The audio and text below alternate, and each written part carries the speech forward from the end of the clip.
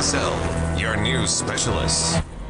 Religion Today with Martin Tanner on KSL News Radio 102.7 FM and 1160 AM. This is Religion Today. I'm your host, Martin Tanner. Today in studio with me is Ken Cromar. He is a film producer. He is involved in a fascinating project. It's at a website that you can learn about it, MiraclesTheMovie.com. And the gist of what has inspired him is the idea of bringing back the concept of religion and divine inspiration into our culture a little bit, if that's a succinct way of describing it. And welcome to our microphones today. It's a pleasure to be with you, Martin. Thank you very much. You have become enamored with the whole issue today in our society that has so many troubles and difficulties with the idea of moving in a positive direction with miracles. Tell our audience about that. Oh, thank you. Miracles. Miracles are what helps us know that God is there and that He cares. And I kind of like to think about the definition of a miracle as being when it seems most impossible that divine intervention comes into play. And that is what we classify as a miracle.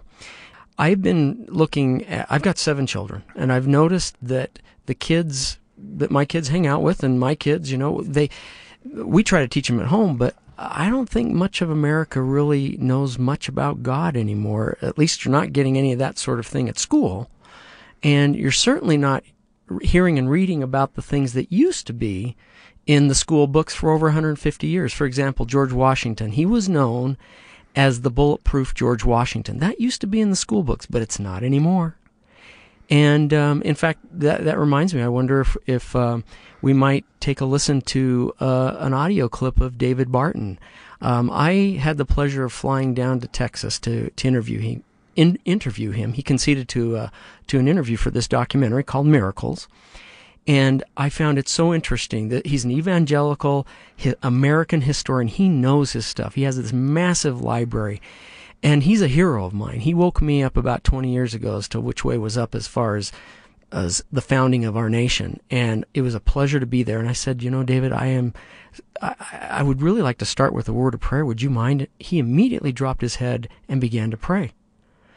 And his prayer was amazing. He said, Lord, we are here together to do this interview, and we don't really know what needs to be said, but we know that you do.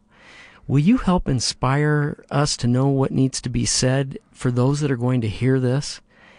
And sure enough, I could not believe the things that came out of his mouth. And this little clip that you're going to hear now is about the bulletproof George Washington. And take a listen, see if you don't think this is just one of the more amazing little stories you've ever heard. Major Ferguson, he and 3 of his sharpshooters are at one location. They're up high in the trees, and they're just picking off American soldiers, American officers at will. They're just popping and dropping these guys. And they've been doing it all morning. And suddenly a guy comes riding into the picture, and there's actually 2 American officers.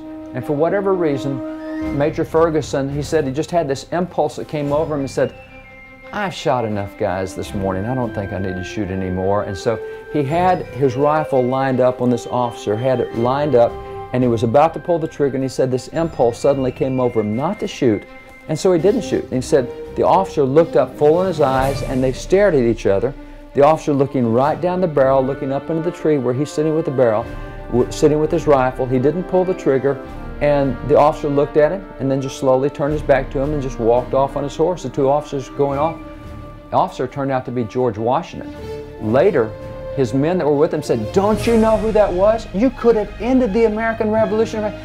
So those are the kind of miracles that you see throughout history that are inexplicable unless you understand that there is a divine hand directing the counter plan, and that's the way American history is written.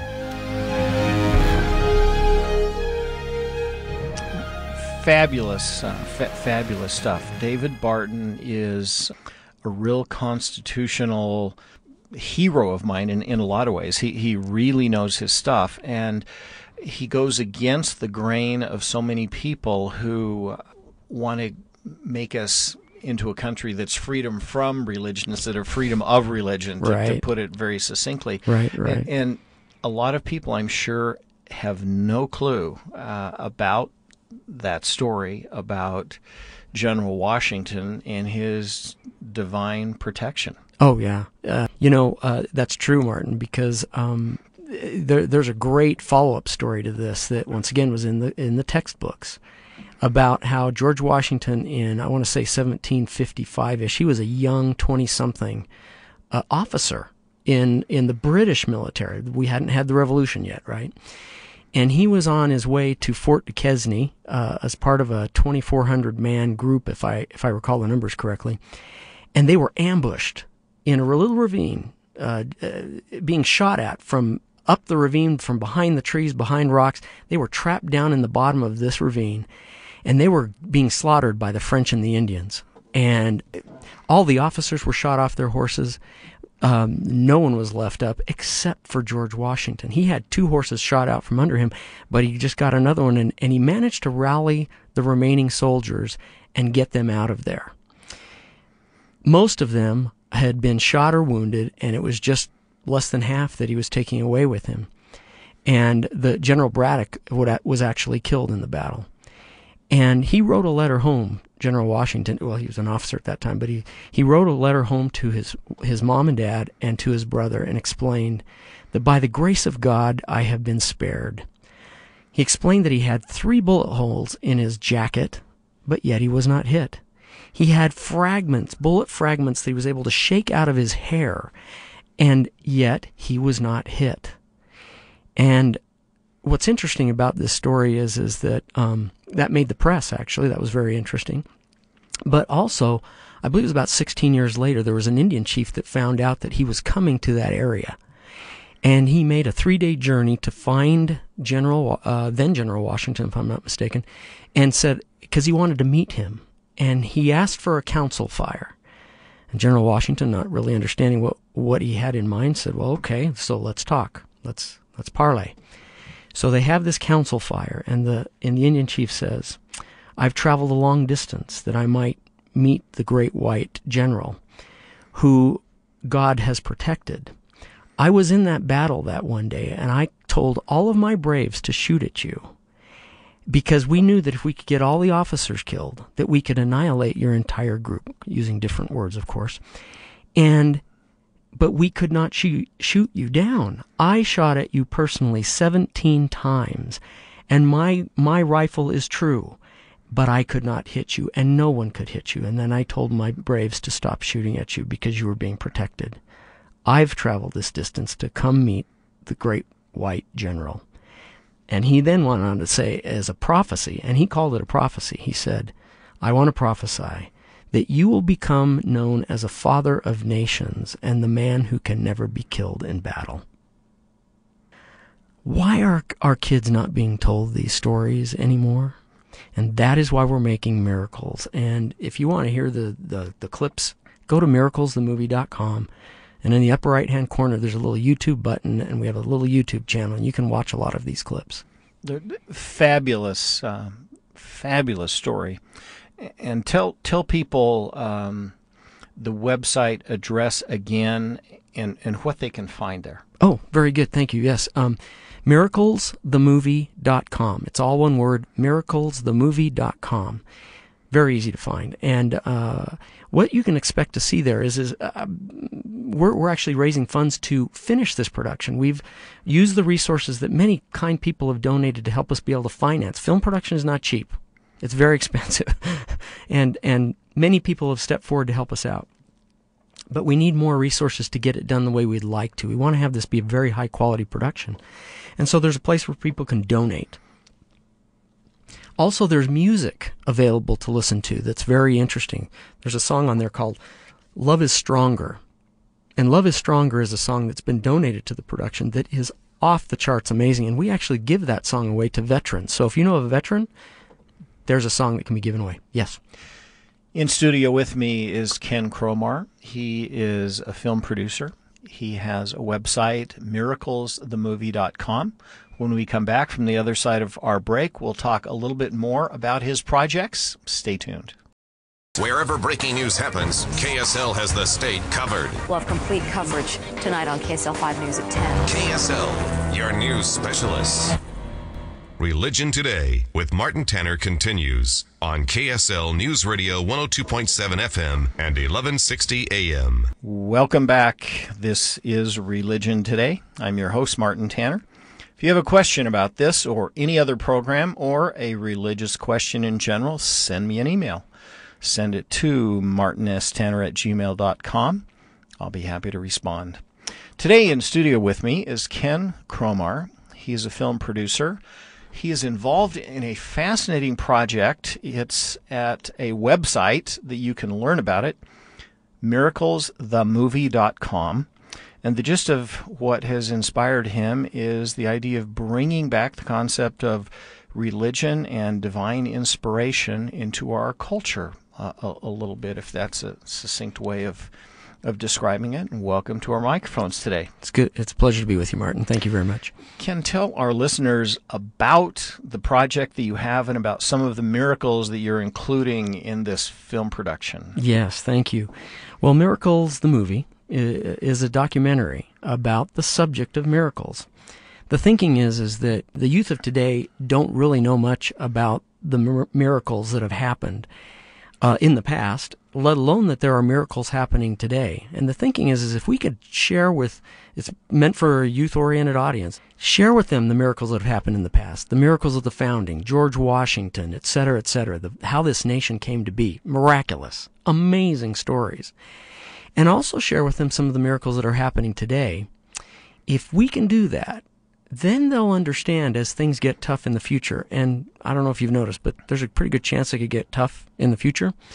They'll have a point of reference from which they can know that they might be able to trust in a God of miracles to help them out of the impossible circumstances that will come.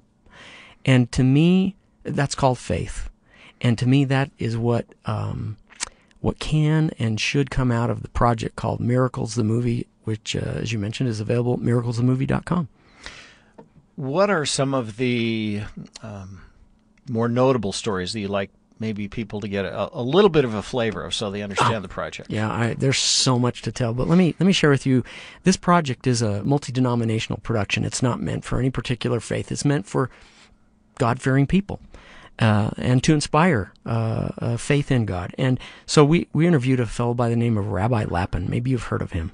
Love to listen to. I have a rabbi now. He's Rabbi Lapin. And he when I asked him about miracles, he said, did you know, Ken, that when the children of Israel left Egypt, that it wasn't all of them that left Egypt and followed Moses into the wilderness? I said, what? He said, only 20%. Only 20% went with Moses into the wilderness. 80% were too comfortable and decided to stay behind. 300 plus years of slavery will do that to you. And he said, isn't that interesting? He said, it gets more interesting. When they got to the Red Sea, that water did not part right away. They were asked to march into the water. And when the water, according to Jewish tradition, got up to their necks, that is when the water parted. Rabbi Lapin. Miracles follow and arrive almost inevitably, provided we take the first step. And it's a first step based on action, not just on prayer. Prayer is a necessary but not a sufficient element to bring about miracles. There is a presumption that God delivers whatever you ask. And like any good father or any good mother, God will very often say no. What we ask for and what we want may not necessarily be in our best interest. So people assume, well, I guess I'm not going to get a miracle. That's not exactly how miracles work, and that's not what they're all about. Crossing the Red Sea, miracle, right? Clearly a miracle. Now, what happens is that the Israelites are told to march into the water, and only after that will the water split.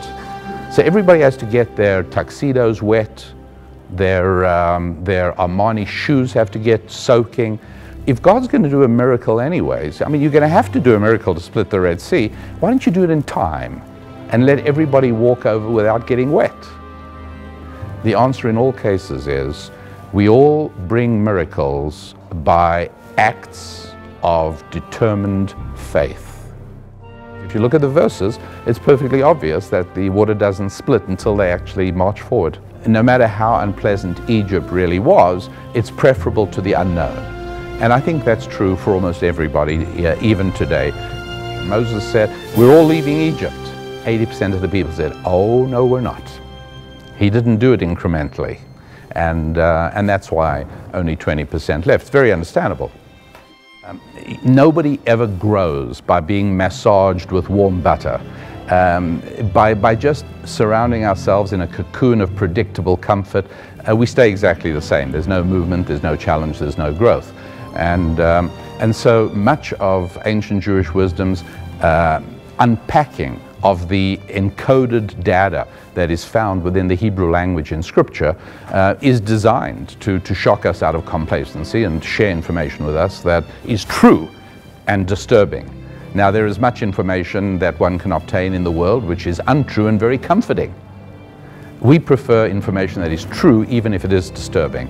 And one example of that information is that only 20% of the Israelites chose to follow Moses out of Egypt. The rest became assimilated into Egypt and faded away and vanished as Egyptian civilization faded away and vanished. That rule applies whenever the going gets tough. You can count on 20% of the people. That's the rule. The word Egypt is not just the name of a place in North Africa. The word Egypt in Hebrew means straitjacket, something that locks you up, something that constrains you. And that's what Egypt is. It's a place that limits and restricts your capacity to achieve God's destiny for your life. These things that restrict us can be financial problems, they can be marital problems, it can be addictions, it can be pornography or alcohol or drugs. All of these things are Egypt's. And getting out of Egypt is why we need those 12 chapters of Exodus. It literally is a step-by-step blueprint to bring a miracle into your life. This important principle that you can have a miracle in your life, I can have a miracle in my life, everybody can have miracles when they need them in their lives, provided they know, recognize, and build up enough confidence to take that determined act of faith in the first place. So you're going to do a miracle, because you have to kickstart your own miracle. Now that is instructive. Rabbi Lapin puts it this way. He says, "You can sit in your easy chair and pray all day, but it'll do you no good until you get out of your chair and make a determined act of faith. It's then that you can access miracles." And he explains that miracles are available to everyone. And I believe that too. And I believe that this documentary will help people believe that that is true and that miracles apply to them too. Everyone can have a miracle in their life. I believe that as well. That's great to hear a Jewish rabbi profess that great Christian tradition of faith without works is dead. You know, that's kind of a great interdenominational experience here. That's fabulous. What would be another great miracle story that our listeners might be interested in hearing from you? Well, I think it's kind of interesting to listen to Senator Mike Lee, who we interviewed. Senator Lee, I found it interesting that he said this nation was founded on miracles. And he went on to explain how the Constitution came about and some of the finer points. There's no way that we should have defeated a superpower of the world with what we had to do, what we had in hand. Farmers, bookkeepers, or shopkeepers, etc., trying to pick up a gun and go out and fight the superpowers. There's no way we should have won. But when I asked him about his own personal miracles in his life, he appropriately pointed out and said, you know, those are kind of personal to me, and I value those and treasure those, and so I'm not going to share those with you. They're very personal, but I will tell you that they do happen, and they mean a lot to me. And I found that instructive. As I've interviewed these various individuals about miracles, they're happy to talk about everybody else's, but they're a little more reverent and respectful of the things that have happened to them and a little more guarded about sharing them. And I understand that too, because I've had the same experience. You don't just share everything that's that divine, where God has reached out and touched touched you with his finger. But maybe we could listen to Senator Lee's interview even now, if that works for you, Martin. Senator Lee's interview would be fabulous.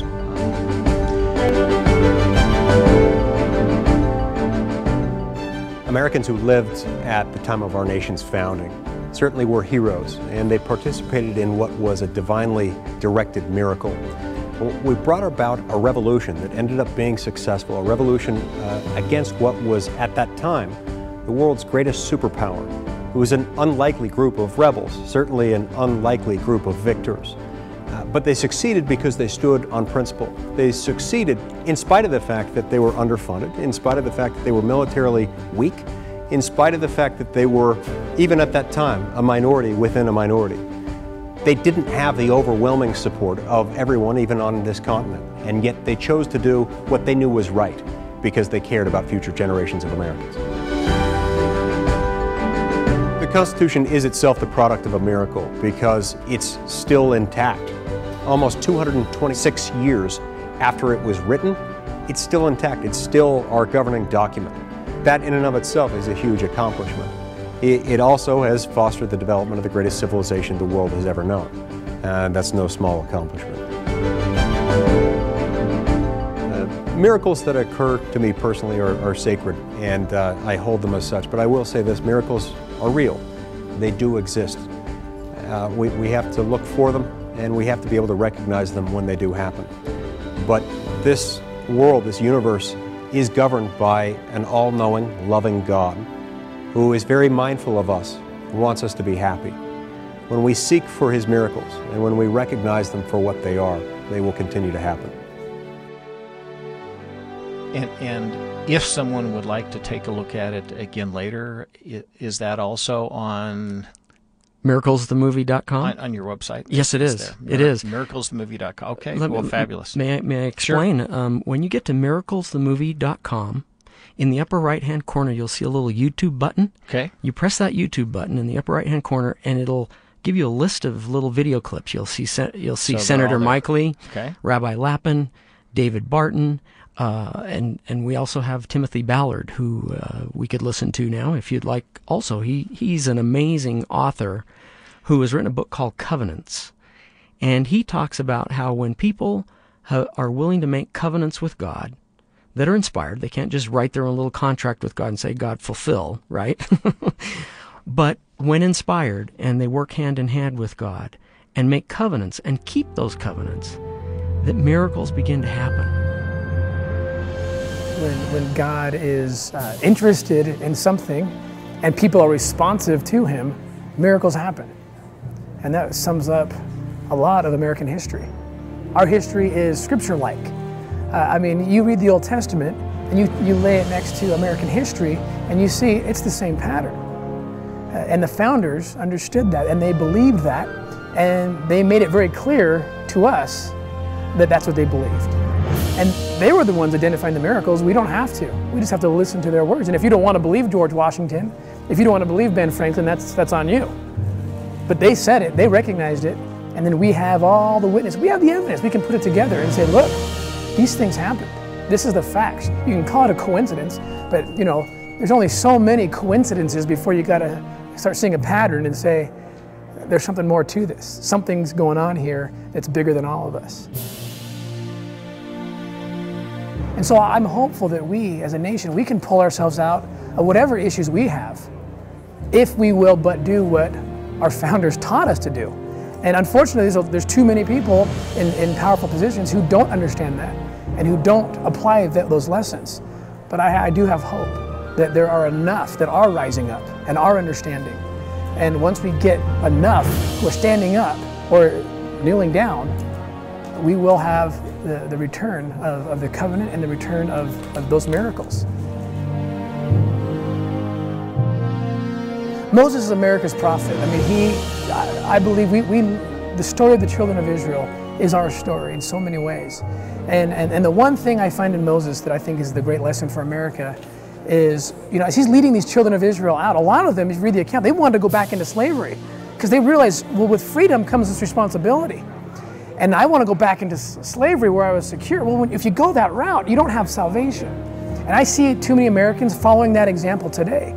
Instead of turning to God, they're turning to the state. And as they turn to the state grows and grows and grows. And they'll take you by the hand and they'll promise to feed you and clothe you and take care of you, but they're not going to lead you down the road of salvation. What Moses was trying to get the children of Israel to do is forget about the Pharaoh. Let the state do its thing. Turn to God, and God will lead you into light and salvation. And so I think that lesson from Moses and the children of Israel is our lesson today, the one we need to apply today. Timothy Ballard wrote an entire book about the founding of this nation, and then he wrote a follow-up book about Lincoln called Lincoln and the Covenants, and explains how Lincoln actually, it's believed, there's enough evidence around things that have happened that Lincoln actually made a covenant when they kept losing, the North kept losing all these battles, battle after battle. The generals weren't doing what they're supposed to do. The North had all the power and the weapons and everything in the military, but they kept losing to the South. And Lincoln said, God, if it's believed, and the circumstantial evidence proves, that he said, God, if you will give me a victory, I covenant with you that I will declare this Emancipation Proclamation. And that is what happened. The very next battle was won, and the battles began to turn, and the North won, and slavery was abolished. These are stories that need to be told. We live in a culture where, and I've had debates over the years with people like the Freedom from Religion Foundation and the American Atheists, so on and so forth, and they all want freedom to have no influence from religion, which is not the way this country was set up. It's not the way the Founding Fathers intended it. Freedom of religion had this special place. It's part of the First Amendment, and it was supposed to be enshrined in our Constitution, but somehow it's been turned upside down. It has. Ken Cromar, tell our listening audience one more time about your website, what they can find there, and what you hope to accomplish. Thank you. The website is MiraclesTheMovie.com. That's MiraclesTheMovie.com, all one word. Very easy to remember and very easy to find. When you get there, you'll have an opportunity to donate to help us get this film made in a high quality that we'd like to have so we can share this with a hungry nation and a hungry world, frankly. You'll find a YouTube channel in the upper right-hand corner. Just press that and you'll see a lot of video clips. And there's a lot of clips that are on there ready for you to take a look at. There's explanations as to the how and why behind the financing and why we need people's help, like your good listening audience. And there's also a free song that one can listen to called Love is Stronger. And it's been a pleasure being with you, Martin. I'm so grateful you'd allow us to join you and talk about miracles today. The pleasure is mine. Ken Cromar, MiraclesTheMovie.com. Join me again next week. I'm Martin Tanner. This is Religion Today. KSL FM Midvale, KSL Salt Lake City, KSL News Radio 102.7 FM and 1160 AM.